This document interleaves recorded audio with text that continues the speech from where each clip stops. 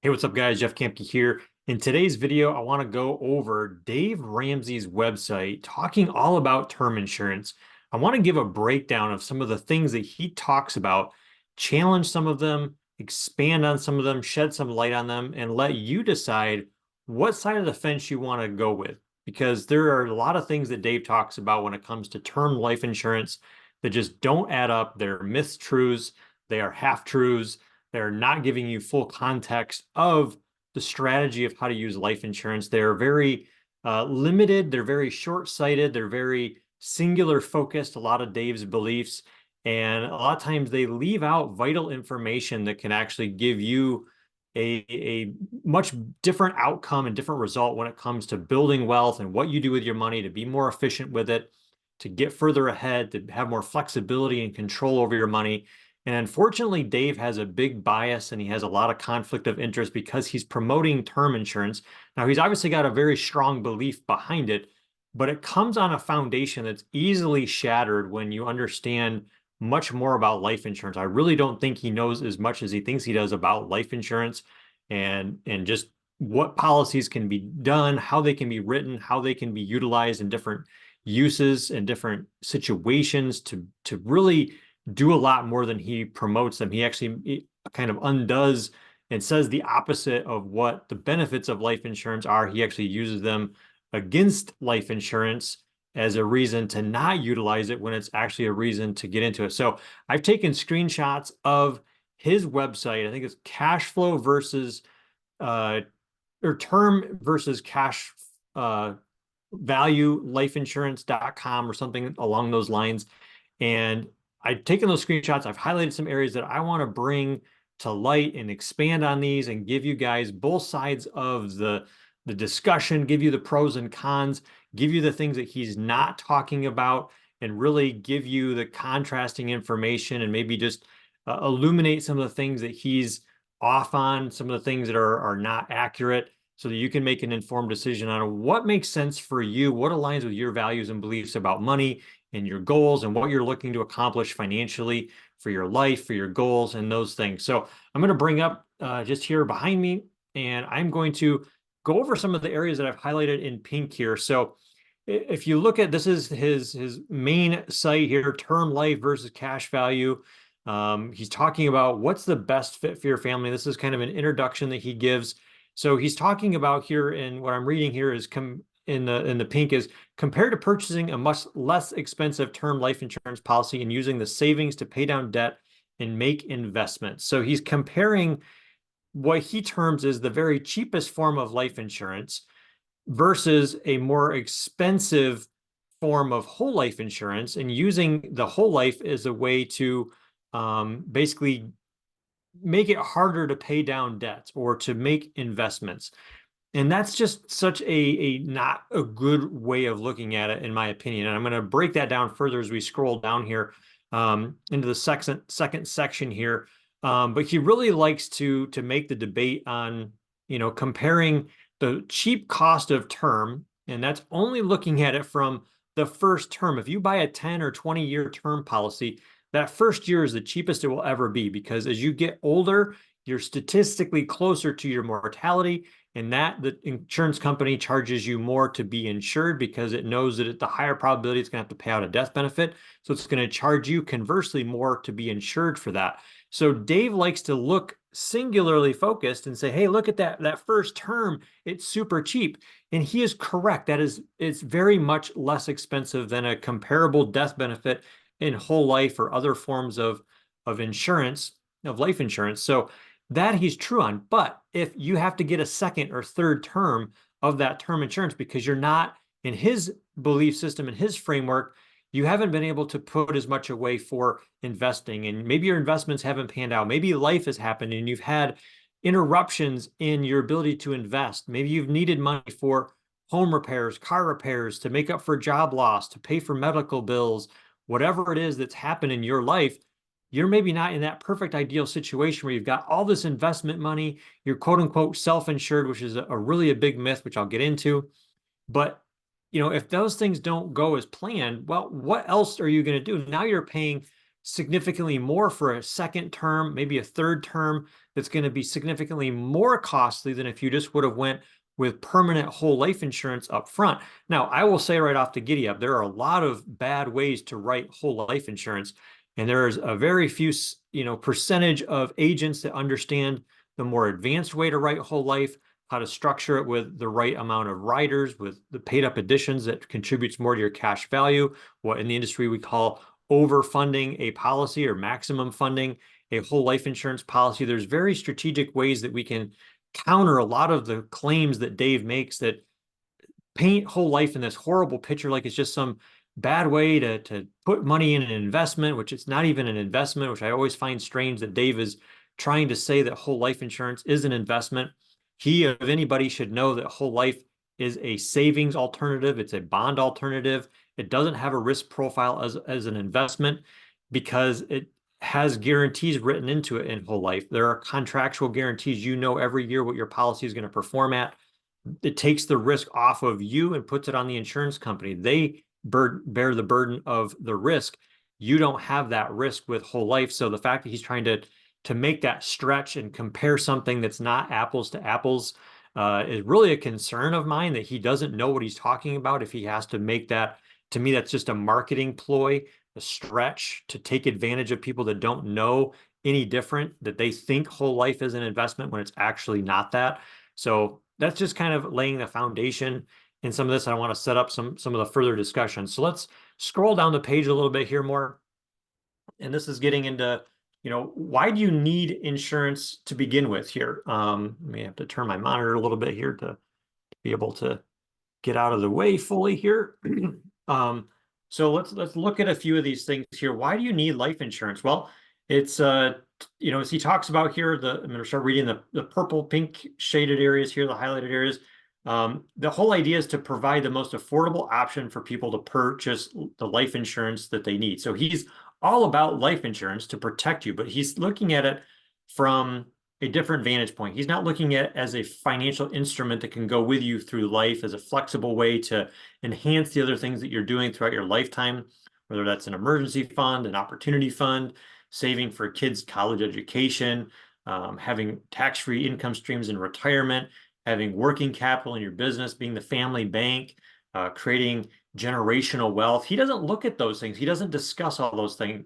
He doesn't see them as advantages. And you'll see later on, he actually says that they're all disadvantages to whole life, which I find very interesting because the people that use whole life the most are wealthy families, politicians, the elite in this world. They all use whole life and utilize its benefits for the reasons that Dave tells you not to get into it, which I find very perplexing, that he's trying to talk you out of something that the wealthy do and use whole life as an instrument to leverage wealth, to perpetuate wealth, to multiply wealth. But he's telling you, because you're middle class and you're just too stupid, you don't know any different, that it's not good for you. He wants you to invest in term insurance, which he has a conflict of interest in because he sells term insurance only. And he wants you to get into mutual funds, which he has a conflict of interest in because he has his referral partners that he wants to get you involved with. So, and on the back end, somewhere along the way, he's making a kickback on that, and there's a direct conflict of interest. Now, everybody with a viewpoint, right? I have a conflict of interest in selling what I'm selling with life insurance and annuities and different financial products. But part of what we like to do here is make sure that you have a wealth of understanding of the pros and cons of different financial tools, financial instruments, when it applies for certain situations. That is something I don't see Dave doing. So let's jump back here to his website. So carrying on, significantly higher cost cash value plans not only reduce money available for other financial priorities, but limit the amount of coverage a family can afford, which is true. And he says defeating the whole purpose of protection. So he's looking at this from a cost-only perspective, saying if I have $100, that $100 is going to get me way more benefit in term life insurance coverage than it would $100 going into a whole life policy. And that's accurate. That is absolutely true. But again, he's looking at it singularly focused. One aspect of it is a bill. It's a drain of resources. It's money that you don't want to have to put out. You want to keep your bills as small as possible, get the biggest bang for your buck. And in that respect, he's somewhat right, but it's only partially the story. It's only half the truth, right? And I'm going to get into more of that in some of the later points that he makes, because he goes into more specifics on how it's taking away and defeating the purpose of protection. And he's not looking at the holistic nature, the totality of all the moving pieces and all the things that your money could be doing and are doing and how they're playing together. Are you putting your money and spreading it too thin to where it's working against each other because you don't have enough money in any individual instrument or any individual strategy that's able to do enough for you to get you where you want to go? And that can work against us sometimes. So, that's, again, something that, I'm going to shed some light on here, and I'm going to try to get out of the way here. I'm having a hard time getting all the way out of the way. There we go. So down to the second paragraph. Principal concept of cash value plans is that people need life insurance for their whole life. In reality, you only need life insurance for as long as your permanent death represents a financial strain to your family. If you're out of debt and have built your savings, then why do you need to continue to pay for any type of policy? By getting rid of debt and maximizing other investment opportunities, the need for life insurance for your whole life is eliminated. So I'm going to really challenge this, because the whole idea that you don't need life insurance for your whole life is really short-sighted. And he's a big proponent of buy term and invest the difference. So he's looking at it purely from a rate of return priority here. He's not considering a lot of the other aspects that whole life provides. So he's obviously a big proponent of having a savings built up, an emergency fund. And in his baby steps, it's 1 month. And then you get down, I think step 3 is having 6 months of an emergency fund to cover you if you lose your job or things get tight, right? That's his big proponent. Well, he doesn't ever get into where are the most efficient places to store that emergency fund. Well, we would say it would be in whole life insurance, because you're getting compounded uninterrupted growth. You have access to that money. Yes, it's through a policy loan, and we're going to get into those nuts and bolts here in a later point, but that is a benefit. He paints it as a negative thing. And for some people, it probably is a negative thing. If you are irresponsible with money, you are constantly in the debtor mindset where you're borrowing, you don't have the cash flow to pay for it, or you're just irresponsible and you have a spending habit, an emotional spending habit, you're not getting to the root of what's the emotion driving that spending, then yeah, that might be a bad thing. But for entrepreneurs who are responsible, who are expansive in nature, who can manage money, manage their emotions, they're growing, they're expanding their money, they have cash flow to handle these things, utilizing a whole life insurance cash value as a storage vehicle for money absolutely makes sense. And I'll explain more as we move along here. So just understand that Dave is looking at it from that perspective, though. So he says, again, you only need life insurance for as long as your premature death represents a financial strain to your family. Well, again, that is very singularly focused, because he's saying that once you have enough investment money to where you are, quote unquote, self-insured, which is a very misleading marketing term. There is no such thing as being self-insured. You're either insured by an insurance company or you don't have insurance protection. And this comes down to efficiency. And I go back to the wealthiest families on the planet here in America, for instance, corporations, they all have a differing view on that. They don't try to be self-insured. They know that if they put $1 into insurance, they're getting more than $1 worth of coverage. That is an efficient move for them. They know that I can spend a few pennies on the dollar and be covered for different events of liability, for catastrophic things, for anything with their business, insuring their cars, insuring their home, insuring their business, insuring property, ensuring their own human life value, the value that they represent as a human being and how much they're going to produce. They know that it is more efficient for them to put in $1 and get $5 or $10 of coverage out of that dollar than it is for them to have, if they need to cover their business for $1 million or $10 million, obviously if you're talking really elite people, it might be $1 billion. They're not going to have $1 billion set aside to be self-insured, where it's $1 of investment or liquid money for them to be covered dollar for dollar for the loss that might incur.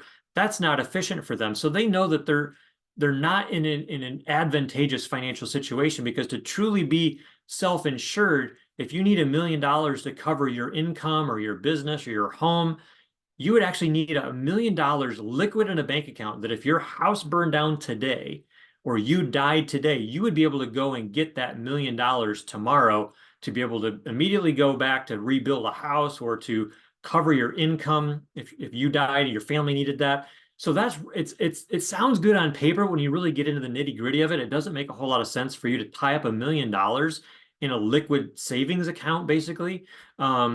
And forfeit all the interest that could grow when you're better served to be more efficient and spend pennies on the dollar to have the same amount of coverage and let the insurance company bear the risk. And they can do it so much more efficiently so that you can put the money that you have to better use. Maybe it's in your business, maybe it's in your own education, maybe it's in just earning interest in whatever type of investment vehicle aligns with you and what you're trying to accomplish.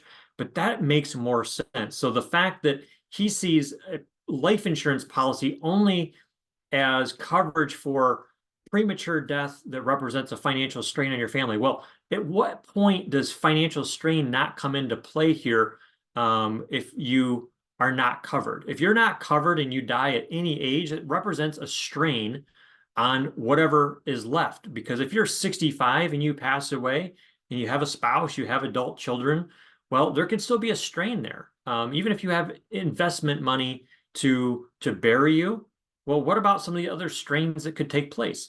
There could be a strain on the whole family. It could mean, not being able to take time off of work. Maybe it means, not being able to get medical care or psychological care to handle the loss of a significant other.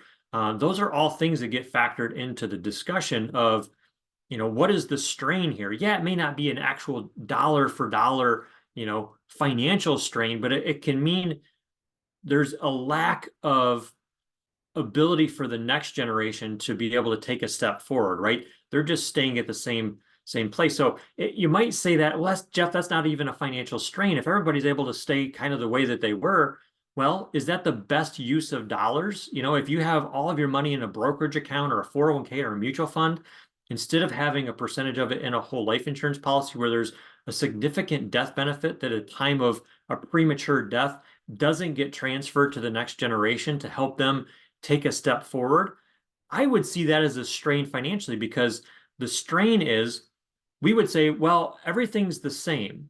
There's no downgrade if there's enough investment money to make up for any income or pay off any debts, and then the spouse and the children are able to stay at the same economic level. Well, how is there a strain in that? Well, consider this. We know that the elite have an agenda to disempower us. There's things being done right now that are trying to erode the middle class through inflation, through increase in taxes, through a disproportionate rise of costs of living and costs of goods to the really not much of a rise in our earning potential or our income. So there's this shrinking and constriction around our earning potential. Our dollars are not going as far as possible or as far as they used to. I can think back to even just 10 years ago, the cost of vehicles have doubled. I can think back, back when my grandpa was alive, he was a farmer and he could buy a brand new John Deere tractor. He always told me, I think a tractor that he had bought a John Deere 4020 in, I think, the 1960s. He paid $6,000 for it. He sold that in the early 2000s for $12,000. And nowadays, that same type of tractor would be nowhere near that. It would probably be over $100,000 for that same type of tractor. It wouldn't be apples to apples, but that shows you the purchasing power has been eroded. So yes, there may not be a direct financial strain, but if there's not an up-leveling through what the generation, one, we'll call it generation one, that could have had life insurance, isn't able to pass on, there can be an indirect strain because there isn't the up-leveling to counter the forces that be, the powers that be that are trying to disempower and take away our ability to be in control of our money, right? So hopefully that makes sense. And so to carry on here with this paragraph, if you are out of debt and have built your savings, then why do you need to continue to pay for any type of policy? Well, because there's advantages to that, Dave. You can't just look at it as a bill. There are advantages to having a robust savings account that is growing for you in a tax-free environment. This is something that he always leaves out of the discussion, is how taxes impact wealth. He wants to chase rate of return so he can sell you his mutual funds, but rate of return is not the full picture. I might be able to get 12%. I don't think this is true. He always says 12% in a mutual fund. If everybody was able to get 12% in a mutual fund, everybody would be crushing it with their money, but that's just a fantasy.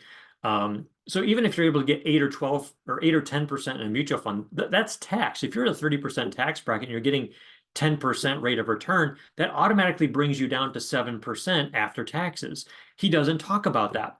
And he would knock on whole life insurance saying, well, the cash value is only growing at 3, 4, 5% with dividends. So why would I want to put my money there? Well, let's look at this. That's that's after taxes.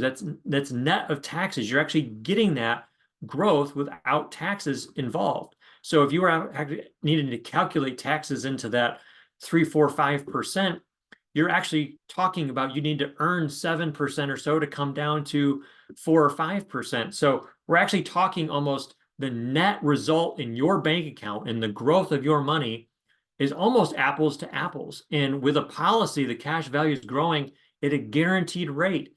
The carrier that we use the most of the time has been paying out a dividend for over 145 years straight. They paid it out through the Great Depression, through all the world wars, recessions, everything. They've been profitable through all that. That I would feel more confident having my money in than the volatility and the unknown and the emotional roller coaster of, oh, I can get 10% in my mutual fund. Well, you can't get that every year, but I know I can get my 3 to 5% tax-free inside my policy. And you just have to ask yourself, what game do I want to be playing? What game do I want to have a solid foundation built on 3 to 5% tax-free? Or do I want to have a insecure foundation built in a mutual fund or a 401k to where it may not be going up every year? Like Dave, he'll illustrate it goes up every single year. And I don't think you should even be in financial services if you're illustrating accounts going up every single year when it is absolutely impossible for that to happen. So just know that that's where he's coming from. And he's not looking at the full picture. He's not disclosing the full picture. And to me, that is a major concern. So, and let's see, let me wrap up the last sentence here, reiterate this. So by getting rid of debt and maximizing other investment opportunities, the need for life insurance for your whole life is eliminated. And so he says, if you're out of debt and you're maximizing your investments, then you don't need life insurance. This goes back to the fallacy of being self-insured, which I've already discussed thoroughly. So let's move along because I've got many more points in this video that I want to cover. So let me shift over here to the other side. So this is looking at the financial benefits of term life insurance. So he says term life insurance plans are short-term and will leave you without protection, and this is exaggerated. So he's saying that, some of the knock against term life insurance where they're short-term, they'll leave you without protection, that's just blown out of proportion. Well, we'll dig into that. Let me go through some of these comments and we'll come back to them. So many will point out that term life policies pay fewer claims since they expire while the insured is still alive. So those are very true statements, and I think he doesn't really understand how important is that. He says term life insurance is the cheapest type of life insurance when it's actually the most expensive, and I will expand on this a little bit. I'll probably produce another video that goes into that in more detail. He, again, likes to look at the first term only, the first term being it's so cheap. Well, the second and third terms are not as cheap. And you can do a simple Google search on this. You can read comments on Dave's YouTube channel or on his Facebook, and you can find people that are talking about, I had to get to my second, third, fourth term, and it became 10, 20, 30 times more expensive to where the monthly premium in a few short years out, what am I trying to say here, was more than the death benefit. It doesn't even make financial sense to do that. So that is what Dave doesn't talk about. And yes, term life insurance, they have their place. I'm not knocking on them. They are a resource when it makes sense, but they can't be painted as this perfect scenario for every person, because for a lot of people, just having a very short-term life insurance isn't enough coverage. It isn't going to do all that it could do having a whole life insurance product on them to do all the things that we talk about. And so One of the aspects here is term life insurance is usually, and these are some numbers from Garrett Gunderson and a few other people, they pay out about 1% of the claims. So if they had 100,000 people with a term life insurance, statistically, because term life insurances are for a short period of time, there's only a very small percentage of people that actually die in that term. So most of the time, it is a profit center for insurance companies. And that's part of the reason they're promoted so heavily is because it's high commissions for the agent based on the amount of term uh, death benefit that's written. And there's really not the benefits being paid out very, very often. So that is something that doesn't really get disclosed a whole lot that Dave, kind of leaves out of the discussion. So while he's saying that those things are true, they can be not quite the protection that people are thinking. It's very short-lived. You can think of it as renting your life insurance, right?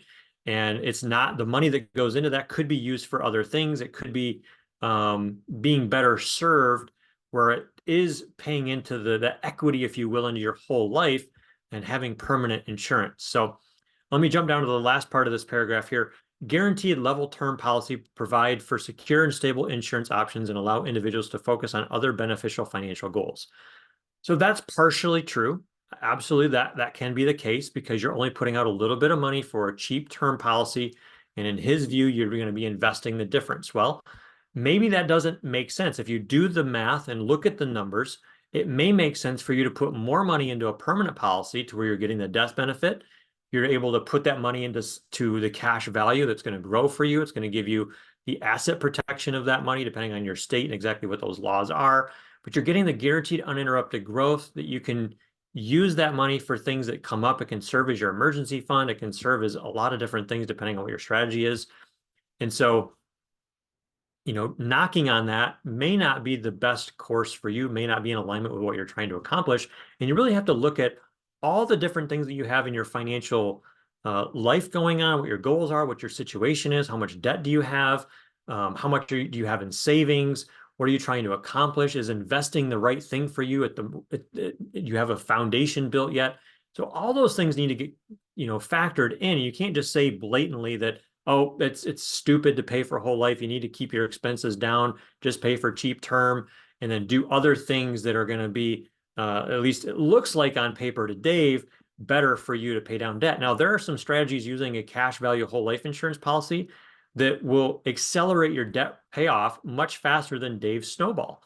By routing money into a whole life policy, allowing that money to grow at a guaranteed rate inside the policy, taking policy loans to pay off that debt, and doing the debt snowball. Sometimes it's using Garrett Gunderson's cash flow index, which is looking at the most inefficient loans and places you're needing to pay off money and paying the most inefficient ones first and freeing up the most cash flow, and then paying down the debts in the order of the least efficient to the most efficient. And a lot of times that's encompassing highest interest rates, but not always. So that's a strategy that can really actually do more good for you because you're locking in your insurability with a whole life policy. You're routing money into it. You're getting the guaranteed growth of it. And that growth is going to, in many cases, stay equal to the cost to borrow money against your policy through a policy loan. But in certain circumstances, it will actually put you further ahead.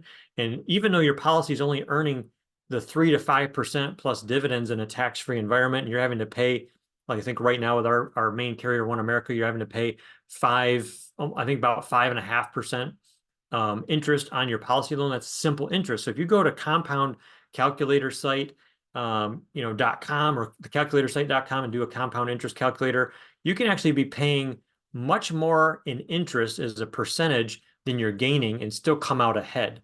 You can be earning, 4% over here, paying 6-7% over here, and you're actually still gaining growth over what you're having to pay as an interest cost. And Dave doesn't disclose that. He doesn't do the math. He just says, well, it's stupid to pay interest on your money. Well, that's not how it works, Dave. You're not paying interest on your money. You're having a collateralized asset that's continuing to appreciate. You're taking a loan against that collateral, and you're coming out in the totality ahead. And if you use that policy loan to pay off higher interest rate debt, the calculating the savings of interest that you're having to pay on higher interest rate debts. I know when I've had higher interest rate debts in the 20s or even low 30s sometimes anymore, you could be paying $300 payment and 250 of that or 225 of that is just going for interest costs. Well, if you're saving that over a number of years and you're only having to pay 5% interest on the policy loan instead of 29% to a credit card, that's money in your pocket. There's opportunity costs in that are going to really be to your benefit over the long term. So using a whole life policy can actually speed up your debt reduction in a way that Dave doesn't teach. He doesn't disclose. He doesn't share that strategy. And I really wonder why he doesn't do that when it is a viable strategy that can help you gain control over your finances and actually get you out of debt faster, which is what he pushes so heavily. He wants you to get there, but he doesn't give you all the information and all the tools to help you do it the right way. Now, there's people that it's not right to do that. It's not the right situation for them. They can't handle doing a policy and taking the loan. They're going to screw it up. They're not going to handle the debt responsibly through a policy loan. And they're just going to get further and further behind because they're not doing the inner work. They're not fixing what's up in their head to get themselves in a situation where they can actually manage the money in a responsible way and in an empowered way to do that. But that absolutely is a method that we love to do when it's the right fit for people. So let's carry on here with this page. So the second paragraph, flexibility is often pointed out as a key benefit of cash value plans, which it absolutely is, Dave. Through forced savings, and he means by having a policy, a whole life policy, you're forced to put money into it because it's a premium. You have to pay it to keep the policy going without lapsing, to keep it in force. So that's where he's using that as like a negative. You have to pay into it. And you do, but there's a lot of contingencies with that. There's even ways to pay sometimes a one-time premium into it and it's paid up for life, or a 10 pay as we call it, where you pay 10 years into it and then the policy is over with. You don't have to put anything more into it. So it's not as bad as he makes it sound. So through forced savings, expenses for education, retirement, and emergency needs can be bundled together for extra protection. So it's actually true, Dave. That is a positive benefit. You're painting it in a negative one because you're not looking at the efficiency of it. You're wanting to look at it singularly focused to pitch your term life insurance, to pitch your mutual funds. And you're really doing people a disservice by not looking at the totality of where is everybody's money going? Where are the needs? People don't need to be chasing rate of return. A lot of people need to be more efficient with the money that they're already having go through their individual hands or their business hands so that it can go further to ease the burden, to get a little further ahead, to have more breathing room, to have an extra $100 or $500 a month in cash flow because they're using their money more efficiently, can be the difference for people to start feeling like they're getting ahead, to change their stress levels, to change their cognitive function in how motivated they are, how excited they are, how tuned in they are to receiving intuition. Whereas most people are so stressed about money, having extra breathing room can mean the difference between them starting to feel better about money and move the needle in their life. So it's not always a negative thing. Now, there are people that's not a good thing for to get into whole life, like I mentioned, but a lot of times it can be a positive thing to move people forward. So he says this is a flawed approach since there are better investment options available for these circumstances. Programs such as 529s, which is for college, saving for college. So he thinks that a 529, which is basically like a 401k used for college, because it has the potential to earn more per year. Again, he's focused on a rate of return and he's ignoring all other aspects, all other benefits, all other efficiencies of money. What happens in a 529 if your child doesn't want to go to college? What happens in a 529 if you make too much money and your child wants to go get more financial aid, and the amount of money that you have to show on your FAFSA forms actually puts you out of ability to gain access to the financial aid that you need. Well, if you had money in a whole life policy, that's off that radar screen. You can have money inside of a cash value whole life insurance for your child.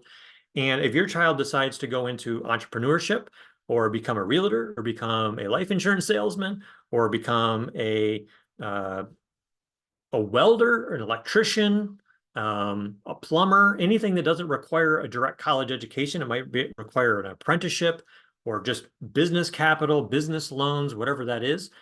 those 529 plans, there's a penalty in order to withdraw those funds, much like a 401k. You're hit with penalties to access what you think is your money, but it's really not. And there can be a lot of disadvantages to that. So again, Dave is focused on rate of return and the potential rate of return that you could get out of a 529, but there's no guarantees. You know for certain if you took out a whole life policy, you know contractually how much money you're going to have by the time your child gets to the point of needing that money. And there's a lot of strategies built into utilizing cash value whole life insurance as a college savings vehicle that can make sure that your child gets into the college that they want. There's no limitations on additional financial aid if it's needed. And that, for a lot of people, aligns more with what they want to do. There's the control, the flexibility, the certainty that comes from that. So he wants to knock on it. I say it's the other way around. It's actually an advantage to have your money inside of these policies because it can do more for you and it takes into account more things that are going on. So he says, again, programs such as 529 or education savings accounts, those are bad. To not be utilizing those, along with company matching for 401ks and retirement plans, simple IRAs, and especially Roth IRAs, which Roth IRAs are not bad. They're a tax free vehicle. But he says they offer far better investment options, tax benefits, and rate of return than investing in a life insurance policy. And I just have such a hard time with this last sentence because they offer far better investment options. Dave, whole life is not an investment. It is a storage vehicle, it is a savings vehicle, a savings alternative, a bond alternative. It does not have the same risk profile as an investment. You, of all people, should know that. And that part drives me crazy that he is preying on people that don't know any different and using that as a marketing ploy to get his audience into things that aren't probably in alignment because he's not disclosing all the information, all the facts, the pros and the cons of both sides. And that really frustrates me that he's in such a elevated position and doing such a horrible job of giving misinformation around people and their money that can really harm them because they don't have all the facts. So he's saying that there's better tax benefits by having your money in investments. Well, I would argue the exact opposite. When you are controlling your taxation and you're controlling that on your growth, you're controlling taxation when it probably matters the most in retirement. If you have money inside a cash value life insurance, when you want to pull money out for retirement later in life, and there's no tax hit on that, that tax hit is not only on the growth because you're probably not going to be doing a withdrawal. You're probably going to be doing a policy loan because it's going to make more sense to not interrupt the compounding of the full principal your cash value life insurance policy has. You might be doing actual withdrawals, but probably makes more sense to be doing a policy loan because you're, again, not interrupting that growth. You're going to be better off continuing to grow your full amount and doing a policy loan against that. But in that situation, if you're drawing from cash value life insurance in retirement, you're not going to get into other situations that could hinder your tax situation or hinder your financial situation because of taxation. And I'll give you a prime example. My parents just dealt with this last year for the first time. My dad was on Social Security. My mom was on Social Security. And my dad was still working. He had a really good year in health insurance is what he did. And he made too much money. They had to pay back 50% of his Social Security because he made too much. It was a basically a performance tax, a you did too well financially tax. And so if they had money coming in from whole life insurance or he had proper business structures, they could have avoided some of that and not had to pay some of that. And so the tax benefits that come from whole life insurance are going to far exceed the tax benefits. And he's primarily talking about the tax benefits of if you contribute to 401ks, you can have tax deferrals, which is different than tax savings. Kicking the can down the road and choosing to pay a potentially higher rate of taxation in the future and not having to pay it today is not really tax planning and a tax benefit. It's actually going to be a disadvantage to you later on if you're having to pay more in taxes in the future than having to pay less now or even not pay any at all because you've got money in cash value of life insurance. So that's, enough on that. And then the last part of the sentence, rates of return in investing in life insurance policy. Dave, investing is not done in life insurance. You, of all people, should know that. So that is the third page. Let me scroll down here. So this is the downside of cash value plans. So this is quite a bit of here. I think it's a lot of recap of what I've already been saying, but let's go through it here anyway. When cash value agents use the mathematical data to prove their point, they often overlook other key issues. They never seem to take into account the cost of your continuing debt while saving in their plan. Well, I've already discussed how you can put money into a whole life policy and accelerate debt reduction. So that's completely debunked right there. He's looking at it, again, very singularly focused, that you can't pay off debt any faster because you're using a drain of your resources to pay your premium in this whole life policy that's just garbage. So that's not accurate. I've already debunked that. In addition, access to your savings requires a loan and interest paid to the insurance company or a withdrawal, which reduces the policy amount if not repaid. So, in addition, access to your savings requires a loan. Yes, and I've already told you and explained that the amount of money that you have in your cash value is an appreciating asset, and that is a guaranteed compounding, uninterrupted interest growth. So if you go to a calculator and do that calculation, you're going to discover that it's advantageous to do it that way, Dave, because your client is going to be better off because that amount of cash value is going to grow more than the simple interest you're going to have to pay the insurance company for that policy loan. So it's a principle of the wealthy, Dave, that you never want to interrupt compounding interest. It's always going to be to your advantage to maintain control over an asset, in this case, the cash value inside your life insurance policy, and allow that compounding growth to take over and know that you're further ahead because it's doing that than any interest you're ever going to have to pay. And I can use math to back this up. If you don't know this, Dave, you should not be in financial services. And then he says a withdrawal which reduces the policy amount if not repaid. So yes, that is true, but you wouldn't want to withdraw the money because, again, that interrupts the compounding. You always want to do a policy loan, or in most cases you want to. There may be strategies where it makes sense to do a withdrawal. So that is accurate, but it's not as he's portraying, right? It doesn't have to be the withdrawal. As I've already explained, you can do the policy loan and why that's advantageous. So they also overlook that only the policy death benefit is paid to the beneficiary, not the savings. This one, Dave, you should not be talking to people about finances if you don't know this one. So if you have a whole life policy and it's done correctly, you should have a death benefit and a savings aspect, a cash value to that. If a policy is wrote in the best way to utilize the tool, your death benefit is going to go up every single year because as the policy cash value grows and you're earning dividends, that dividend is going to pay for additional coverage. It's called paid up additions. You're adding additional benefit, which raises your death benefit. So as your death benefit goes up, your cash value is going to go as well. So you've got both things going up. So he looks at it as, well, when you die, all that savings, all that money you've put in there goes to the life insurance company and you're scammed because they're running away with your money and they're giving you this little death benefit. Well, Dave, if you knew what you thought you knew about life insurance, you would know that you cannot have your cash value get to 100% of your death benefit. If you get close to that point or above, it becomes a modified endowment contract, which we call in the industry a MEC, and it changes the taxation and it gives you not the tax-free benefits that come with a life insurance contract.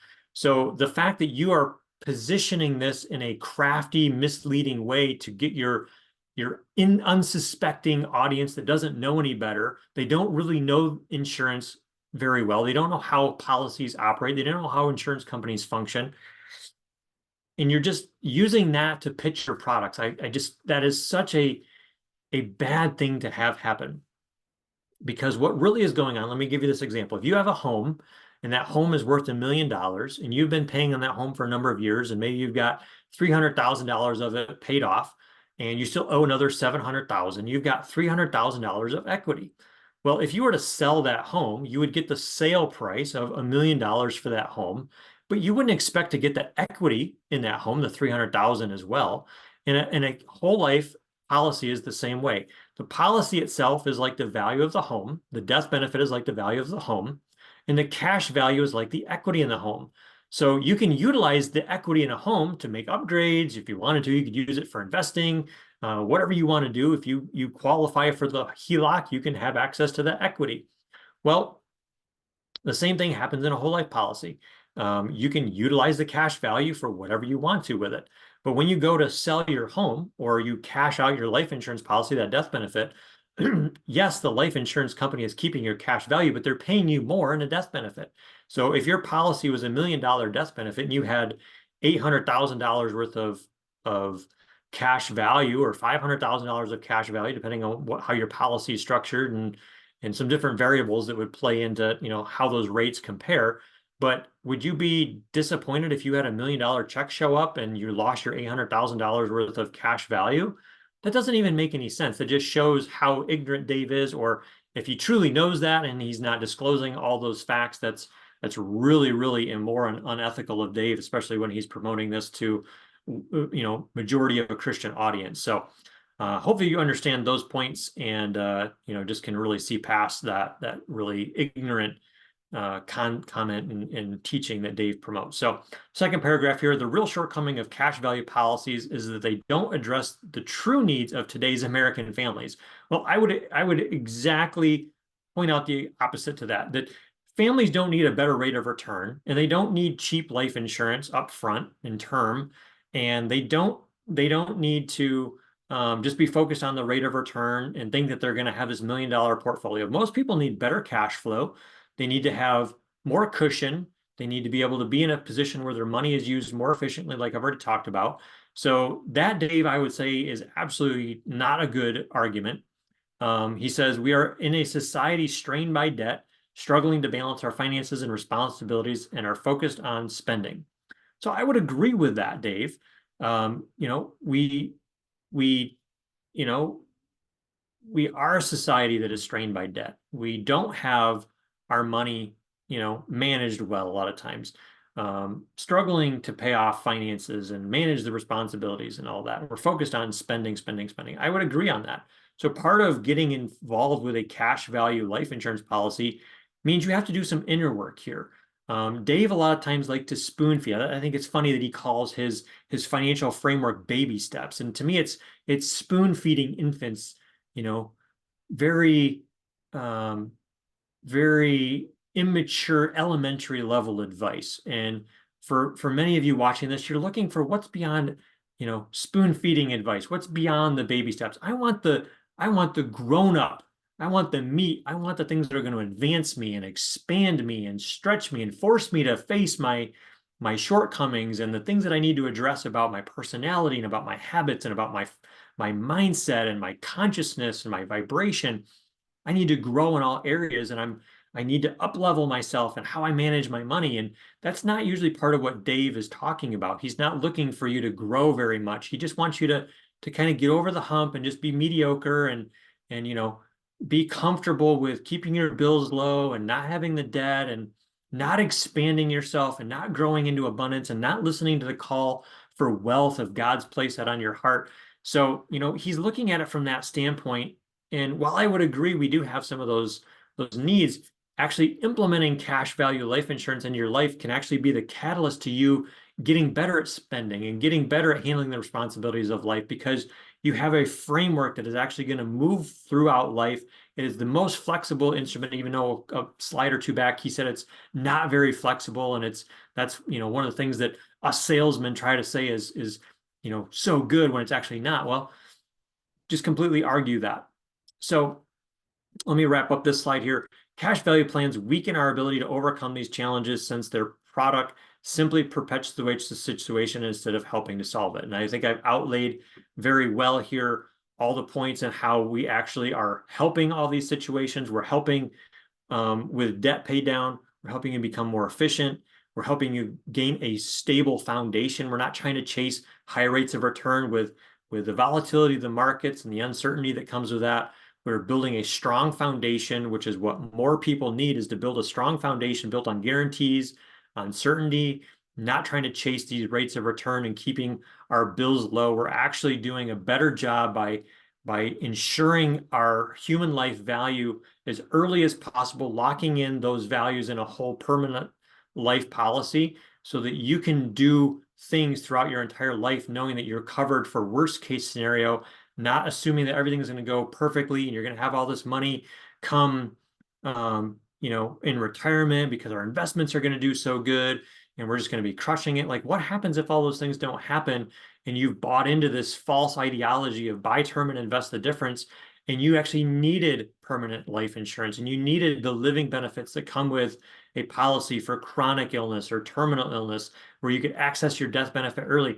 Dave does not talk about all those things, and that is irresponsible of him to do that, to not talk about the benefits of how whole life insurance can actually solve a lot of the problems that he's saying right here are contributing to the perpetuation of people spending too much and being in debt and not getting a big retirement portfolio because they're not getting the rate of return that they want. So I think I've outlined, countering all those points pretty well. So let's wrap up here. I think we've got two last slides here.